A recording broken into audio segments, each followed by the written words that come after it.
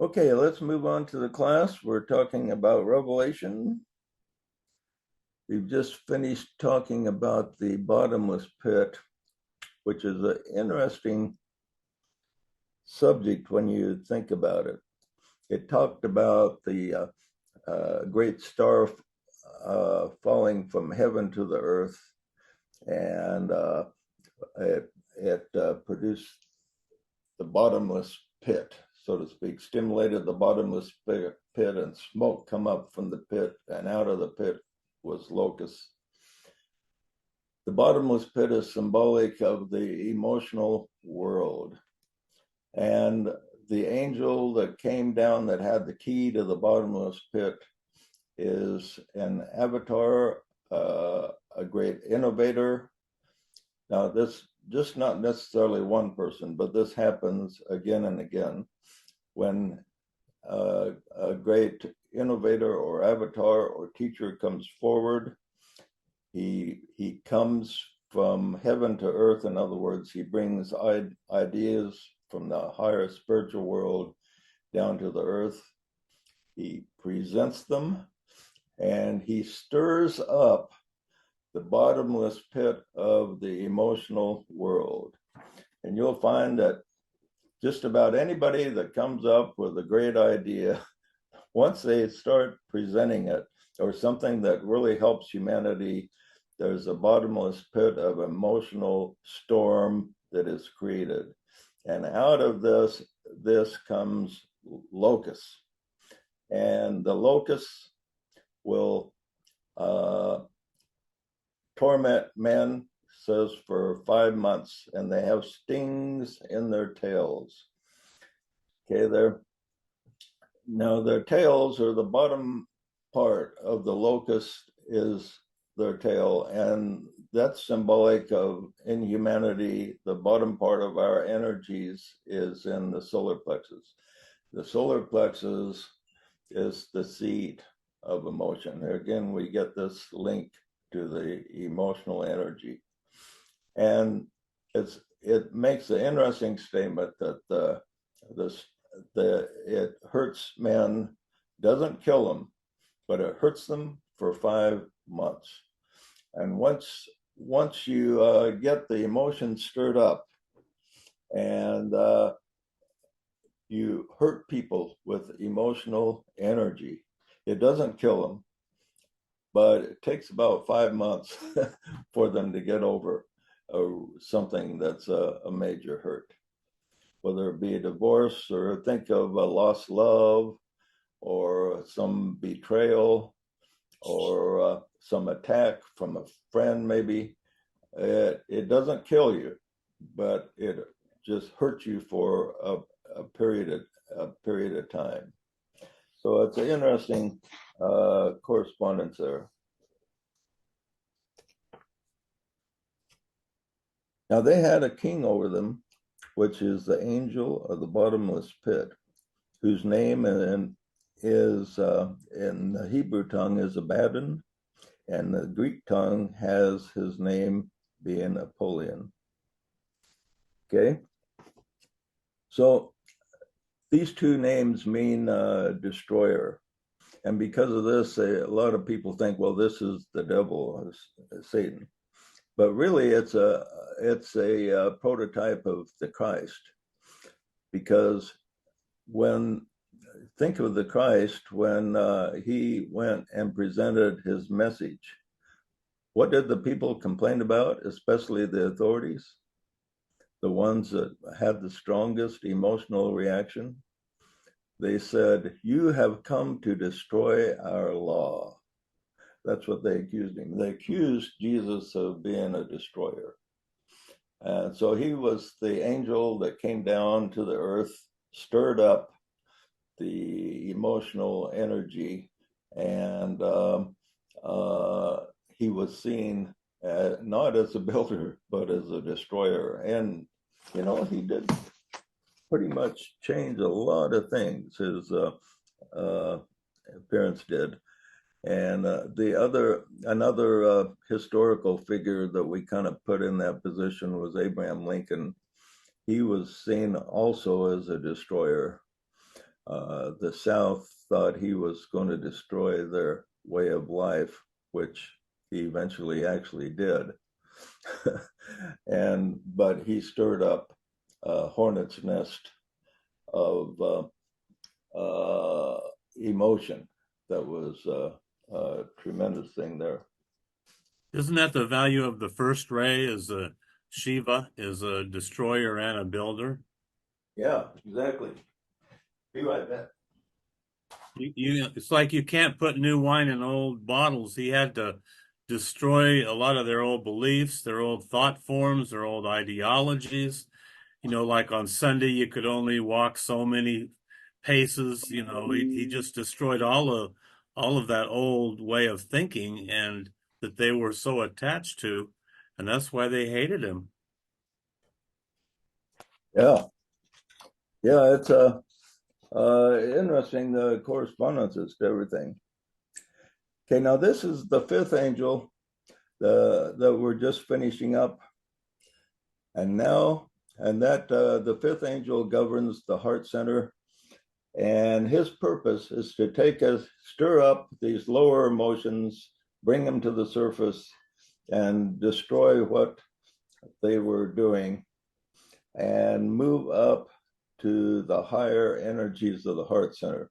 So his mission is to take us from these lower energies of the solar plexus, where we have jealousy and hate and fear, to the higher energies of the heart center, where there is a desire for productive service, things that really help humanity. Is that the value of the locusts with their wings to fly up to the heart center? Yeah, the locus of the reaction. They're symbolic of the reaction. The angel disturbs the bottomless pit. Out of the bottomless pit comes these locusts, and the locusts are symbolic of the attacks that come forward when the servant begins his mission. These locusts are symbolic of the attacks the servants have, and the ones that side with the forces of light have to face these locusts that come and with stings on their tails and tries to operate on an emotional level, and they attack on an emotional level. And so that's the symbolism of the locust. You notice that the greatest plagues in the Bible are associated with locusts. Locusts come forth and create tremendous plagues in the time of Moses, for instance, and other times, and they still create plagues. And matter of fact, the life of a locust is approximately 5 months, and that's part of the reason that the 5 months comes in. But it's also symbolic of that there's a beginning and end to emotional attacks. But they do hurt, but they, like it says, they do not kill. Interesting that the Mormons had an attack of locusts when they were settling into Salt Lake. Yeah, locusts are symbolic of the emotional attacks, and great emotion brings up some type of physical manifestation, which is an interesting correspondence. Okay, now we move up to the sixth angel, and the sixth angel sounded, and I heard a voice from the four horns of the golden altar, which is before God, saying to the sixth angel, which had the trumpet, loose the four angels which abound in the great river Euphrates. So if the fifth angel represents the heart center, what would the sixth angel represent? Well, you go up to the Ajna center, your third eye would be the sixth center, or sixth trumpet would be sounding from that center right there. Right. And so the sixth angel sounds a trumpet, and the sound of a trumpet is symbolic of an awakening. So in other words, the sixth angel sounds and the third eye begins to awaken. So once the third eye awakens, what is awakened in the disciple that is associated with the third eye? Intuition. Right. The intuition is associated with this. And so the intuition brings down revelation from higher spheres. And this, then he said, talks about the four horns of the golden altar, which was before God. Now, horns themselves also make a sound, and they're symbolic of an additional awakening. And the golden altar, the four horns of the golden altar is symbolic of that which was in the tabernacle that was behind the curtain that hid the holy place. It was not the Holy of Holies, but it was the beginning of the Holy of Holies, and that tabernacle they had in the days of Moses had four horns on a golden altar.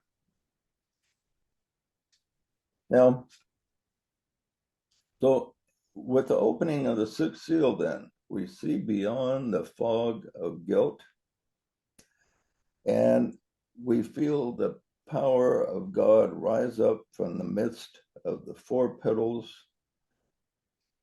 at the base of the spine. So the four horns represent the four petals at the base of the spine. Each one of the seven centers have a certain number of petals associated with it. For instance, the heart center has 12 petals. The base of the spine has 4. And the ajna center, which is opening here, has 2 major petals, and each petal has subpetals of 48, 96 altogether in the ajna center. So you figure 96 petals, that's a pretty complicated one. You have a lot of unfolding. Every time one of those 96 is unfolding, you get a little bit more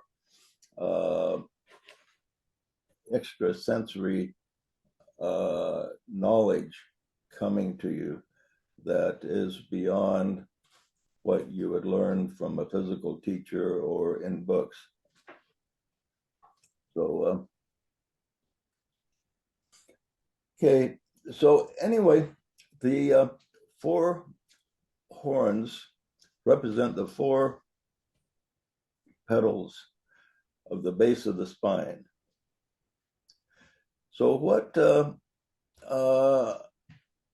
you suppose that corresponds with in a human being?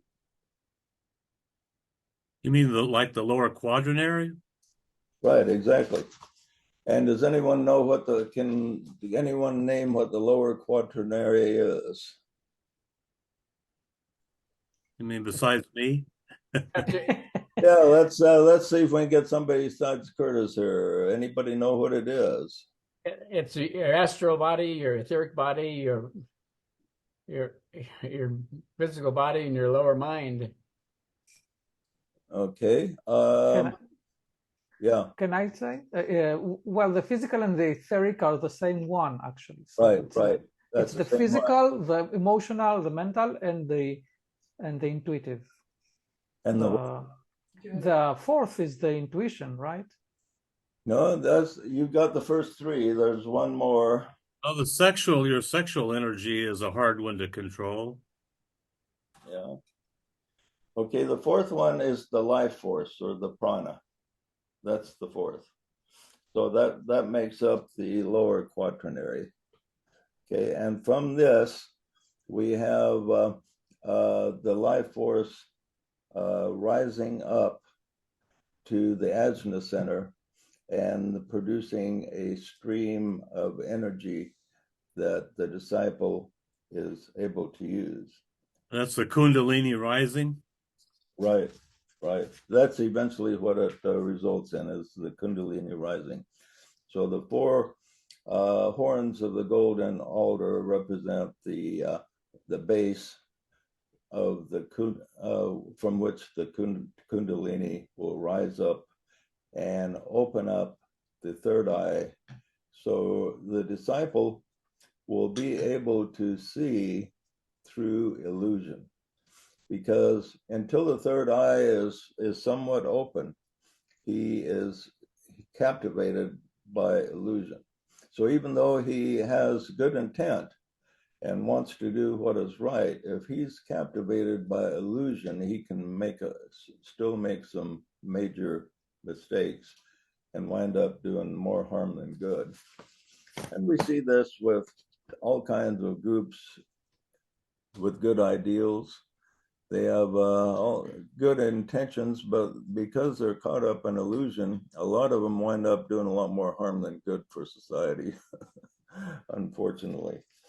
But we learn by trial and error. Well, one of their illusions might be, my group has more truth than the next group, or we shine brighter than others, or our teachings are superior, kind of thing. Yeah. Now, it not only talks about the four horns, it also four angels. They both correspond to this center at the base of the spine. And he looses the four angels, which are bound in the great river Euphrates. And the river Euphrates is that stream of life force, which circulates up and down the spine, is what it represents. So the four in the disciple, he reaches this point to where he has a release of spiritual energy that he can go forth and handle this tremendous bottomless pit of emotional energy that he has to face. In order to face it and handle it and eventually contain it, he has to open up the ajna center, the third eye, so he can see with higher vision. And to see with the third eye, a person pretty much has to cancel out the regular physical seeing. And you'll notice that when you get some of your best ideas is when you're really not seeing anything physically. If you try to identify with this, maybe you're just sitting in a chair and you don't really see anything in the room because you're thinking by using your third eye, you can come up with ideas and visualize things and come up with things not connected to anything you're seeing physically. And so it's like you can really see only one thing at a time. Then, of course, you have to handle the physical world. You come back to the physical world, you see what's on your computer screen, or if you drive in a car, you got to pay attention there. But when the third eye begins to open, the person begins to see in ways that he's never seen before and gets ideas. And this also opens up what is called the heart center in the head. We have the heart center in the heart with 12 petals, but in the top of the head, the crown of the head, there are 12 corresponding petals called the heart center in the head. And when the ajna center begins to open, it stimulates the heart center in the head. Now, the heart center is composed of two major energies, which is love, wisdom. And the main one for the heart center in the heart area is love and compassion. But the heart center in the head is more dedicated to wisdom. So you begin, the disciple, he opens up the third eye. This stimulates the heart center in the head, and he begins to understand what wisdom really is. Until the third eye begins to open, wisdom, true wisdom and true understanding is beyond his consciousness. But when it begins to open, he begins to see what true wisdom is. And the average person, when he learns things, he just goes by what he's learned and that's what he knows. But when wisdom begins to dominate, he takes in information, but he processes it differently. He questions everything and runs it by his soul and doesn't really incorporate it into his psyche, so to speak, until it registers with his soul as being correct and wise. Okay.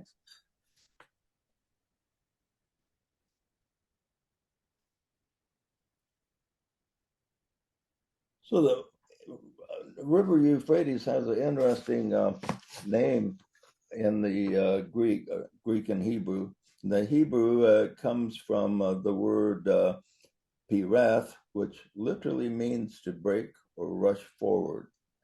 And it's mainly, the main translation of it is into fruitfulness or something that's abundant. So this, the great river Euphrates releases these four angels. And so when you have this stream of energy coming up the spine of life energy, it enlivens the person spiritually. So he begins to be more fruitful because the centers are stimulated that bring greater wisdom and greater effectiveness. And so it's symbolic of the great river Euphrates being released. Now it talks about these four angels. Have we seen them before? And the answer is yes. A couple chapters earlier, they showed up, and here's the verse that it talks about them. And he cried with a loud voice, and the four angels to whom it was given to hurt the earth and the sea, saying, hurt not the earth, neither the sea nor the trees, till we have sealed the servants of our God in their foreheads. So the earth represents the physical body, the sea, the emotions, the trees here are our ambitions, our goals, and ideals, which grow up in the physical plane. So here are the four angels which were bound so that they could not hurt the earth or the sea. They were bound until the disciples had the seal of God in their forehead. In other words, a certain number of disciples have to be open up the third eye. So, and that's the third eye is in their foreheads. So when the third eye begins to open, that's symbolic of the sealing of the 144,000. The 144,000 represent a number, not so much specifically, literally 144,000, but a large number of disciples eventually get the message of the avatar or the message of the age. Now, the message of the age may not be just presented by an individual like the Christ or Abraham Lincoln or whatever, but it can also be a group thing where a certain percentage of people just sense that something needs to be done. And the ones that wind up doing it are the ones normally that have the third eye open, the ajna center begins to open, and they begin to see through the illusion. And once we see through the illusion, then humanity can be take a step forward. So the emotional self that we have to deal with here, that the disciple has to deal with, is a source of glamour, which is enabled. The power of the ego needs attention and recognition to survive. The awakening of the third eye through the raising of the consciousness for the sounding of the trumpet causes the disciple to realize that there is a greater source of life than that which feeds the lower self. He discovers that if the higher self is fed, the lower self is also fulfilled. So when the third eye is open, he begins to stimulate the wisdom aspect of himself. And when this is stimulated, the lower self is actually put under control. Now, there's a lot of thinking out among esoteric students that all the lower feelings just need to be destroyed, so to speak. But that's not the case. The lower feelings need to be controlled and directed intelligently. Now, the lower always needs the higher in order to advance. But if the lower, especially the lower emotional self, if that's in total control, and in most people, the average person, that's what controls him, is the lower feelings. But once, and because the lower feelings are controlling him, almost every decision he makes has a lot of flaw into it. And the only correction he makes is corrections that he has to make. Because if he doesn't make them, then he's going to suffer a lot of pain. So the lower self is a very poor decision maker. But when the third eye begins to open and he begins to have some good common sense and wisdom, then what he does, he doesn't say, lower self, you cannot, you have to just go away. That's not what happens. What happens is he takes these lower energies and he directs them in a positive way. The solar plexus, for instance, is the seat of romantic energy. And romantic energy, you don't want that to go away. We want to be able to use it in a productive way. But the trouble of just picking on this one thing with romantic energy, it's left by itself. Almost everybody will pick the wrong mate for themselves because we're not looking oftentimes for the right thing in permanent romantic relationships. So to pick the right person, you have to rise above the lower energies to the ajna center, the center in the forehead. And when wisdom begins to develop, then you factor that in. Okay, we don't want to do away with romantic energy, but I want to be able to have the wisdom to not only pick a good person to work with for romantic energy, but to be able to use common sense in my relationship to make the relationship work. So when the third eye is two people that get together in a romantic relationship, then they can actually make it work and make the relationship kind of like a heaven on earth rather than a hell on earth. Because you put two people together with no upper centers open, and they're going to have a lot of conflict, and they'll produce a hell on earth for each other. Anybody here know people that have experienced a hell on earth in their romantic relationships? Or perhaps you Yes. have. Now, Yeah. Vivica, I know Vivica has told me that she's got her upper centers open, but apparently her spouse didn't, and that can create a problem, right, Vivica? Oh, yes. Yeah.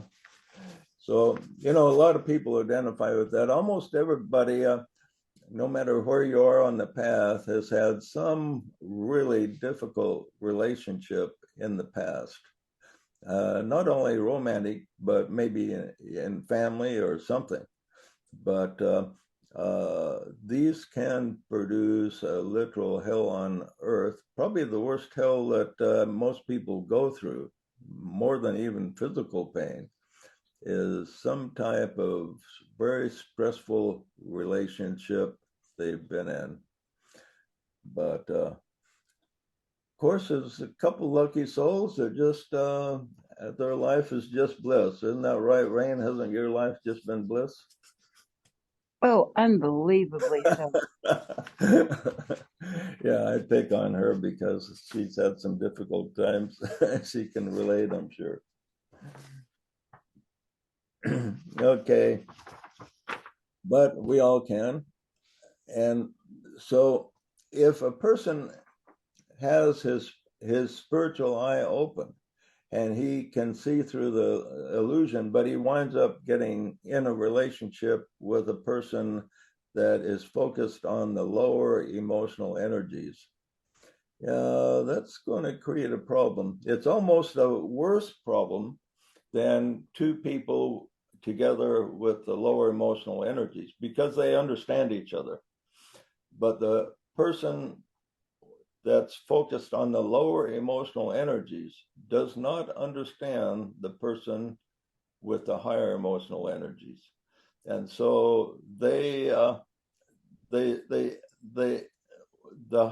the higher emotional energies, it's like the locust, the angel comes to the earth, stirs up the bottomless pit, locusts come out and attack. Can you identify with that, Vivica, with your relationship?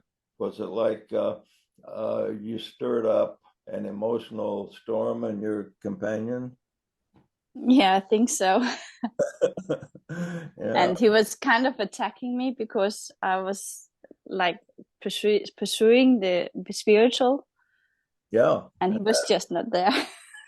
Right. So Vivica, she's like the star, the angel that came down from heaven, stirred up the bottomless pit, and out of the bottomless pit came these locusts that attacked her.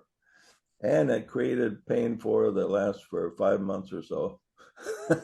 And you have to consider that those relationships are karma, and be thankful that you've worked your way through it and you don't have to do it again.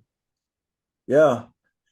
Yeah. When you have a relationship like that, you want to cross all your T's, dot all your I's, so you don't have to come back and repeat it. So follow your soul. And some of you might be in one right now. So whatever the case, when you're in a relationship that is very difficult, tread the path of harmlessness as much as possible and get out of the relationship as soon as you can with permission from your own soul. You'll know when it feels right to get out of it. That's why it's good to discuss things like politics, religion, social interactions. Discuss everything with the person that you're considering marrying and see what it brings up and see where you're compatible. Some people shy away from discussing controversial issues, and I think that's a big mistake. You need to discuss them and see where the other person stands, whether or not you're compatible. Yeah. Stir up the hornet's nest. Yeah, it's an interesting thing to contemplate the bottomless pit. I always used to wonder what that was. It didn't make a lot of sense just taking it all literally. And speaking of literally, here's another interesting one that people are expecting to literally happen. And the 4 angels were loosed and were prepared for an hour and a day and a month and a year, for to slay the third part of men. And the number of the army of horsemen were 200,000, and I heard the number of them. Now, 200,000 is 200 million. So the literalists are expecting an army of 200 million people to be materialized. There weren't even that many people on the earth. Yeah, there weren't even that many people on the earth. To John in that days, he was creating a number that was beyond everybody's imagination. Now, look at the armies that's on the earth right now. In China, they have approximately 2 million people. They got the biggest army. We got 1.3 million. We take all the armies of the world right now, we wouldn't have 200 million. Now, what the literalists are expecting, they're expecting like the United Nations to get together eventually and create an army and all come against Israel in the great battle of Armageddon. And so they're expecting an army of 200 million people to come attack Israel. So do you think that'd be enough to take care of Israel, Asaf? Is he still here? No. Yeah.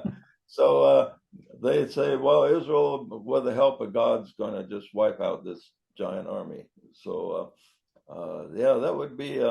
I don't think literally. You wouldn't think they'd need that big of an army. How many people even live in Israel, but including women and children? Asaf? About 10 million, a little more than 9 million. Yeah, you wouldn't think you'd need 200 million people soldiers to defeat Israel. 9 million people in Israel, and probably just a couple million are capable of doing any fighting.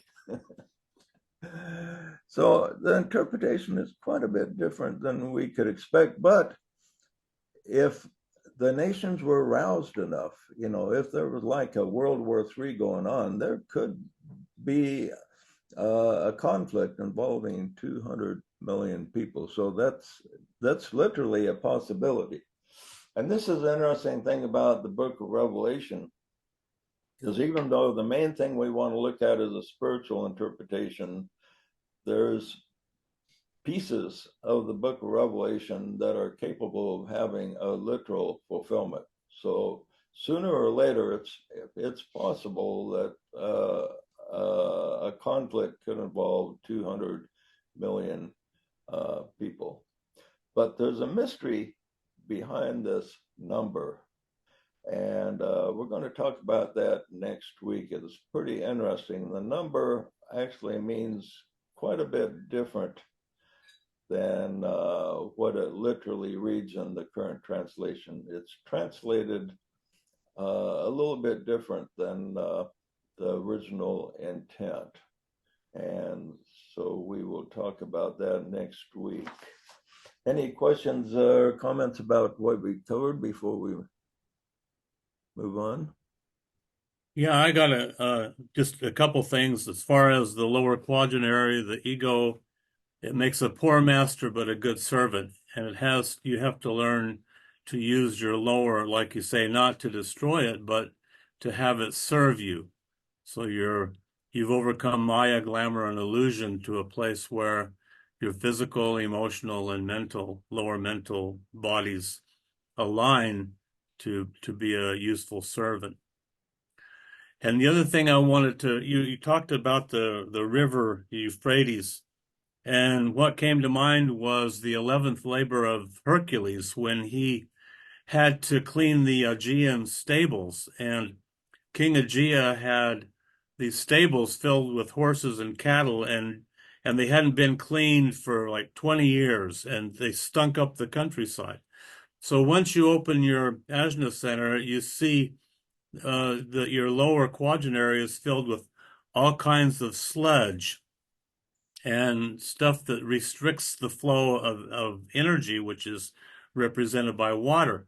And so Hercules took these two rivers, can't remember the names of them, but he was he was commanded by King Aegea to clean the stables in one day, and if he did, he would receive 1/10 of all that King Aegea possessed. So he had one day, which means, sometimes you got to get things done in a big hurry. So Hercules took these two rivers and he combined them, and he forced the water through the stables and cleansed them in one day. So that was like they broke and rushed forth, these rivers did, just like the Euphrates, and they cleansed the stables immediately. So the water represents a cleansing energy that purifies the lower quaternary. And so, interestingly, Hercules goes up to King Aegea and said, "Well, I've cleaned the stables and I'm here to collect my 10%. Well, what did King Aegea do? He said, "Well, you've used trickery. That's not how I saw them stables getting cleansed. I expected you to use hard manual labor. You tricked me, and if you're not out of my kingdom, forthwith, I will have you beheaded." So that, he went without reward. But the main thrust of the labor was that we have to cleanse our lower quaternary, cleanse our mind, our emotions, let go of all kinds of guilt and grievances, and even our physical bodies, maybe through a purification of fast or something. Yeah, what's interesting, the correspondence there is Abraham Lincoln makes a good one. He was an Aquarian born February 12th, and he performed a great service to humanity and wound up getting shot. So he didn't get any reward, just like Hercules didn't get any reward for his great service. Yeah, Churchill, after they defeated the Axis powers, he was immediately replaced. Yeah, yeah, the great servants. Same thing in Sparta. The guy that saved Sparta and Greece from invasion by building ships and everything, he was chased out of town after he saved everybody. And it's interesting how that happens. And if we identified such people in the current age, they'd be too controversial to talk about.